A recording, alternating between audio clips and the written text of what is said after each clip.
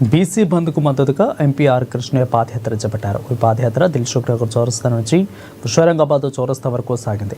అధిక బీసీ హక్కుల కోసం బీసీ బంద్ను విజయవంతం చేయాలని ఆయన పిలుపునిచ్చారు.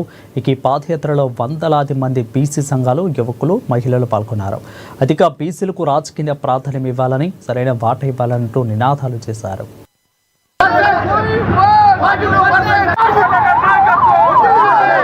మా వాదన బీసీల వాదన వినకుండా స్టే ఇచ్చారు.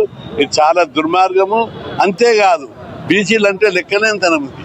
అరే, మాకు లోన్లు ఇవ్వరు, ఫీజులను రియంబర్స్మెంట్ ఇవ్వరు, స్కాలర్షిప్లు ఇవ్వరు, ఉద్యోగాలు ఇవ్వరు. ఆఖరుకు కొట్లాడి మేము రిజర్వేషన్లు తెచ్చుకుంటే దాన్ని కూడా మీరు జీర్ణించుకోలేకపోతే ఇంతకంటే అన్యాయం ఏముంటుంది? మేము అగ్రకులాలకు వ్యతిరేకంగా వాళ్ళకు రిజర్వేషన్లు ఇచ్చినప్పుడు, లోన్లు ఇచ్చినప్పుడు మేము వ్యతిరేకం చేయలేదు. వాళ్ళు అగ్రకుల సోదరులు రెడ్డి జాగృతి వాళ్ళు రెడ్లలో ఉన్న బీదలను అభివృద్ధి చేయడానికి పోరాడాలి. మాకు అవి కావాలి, ఇవి కావాలని మేము అభ్యంతరం చెప్పాం. మా నోటికారు ముద్దకు మాకు కొట్టాడి తెచ్చుకున్న సర్పంచుల, ఎంపీటీసీ, జడ్పీటీసీ రిజర్వేషన్లకు మీరు ఎందుకు అడ్డు తగులుతున్నారు?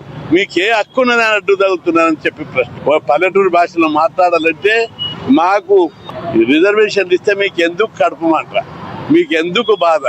అందుకే బీసీలు అంతా తిరగబడ్డారు. గ్రామాలలో రెడ్డి జాగృతి వాళ్ళు అంటున్నారు.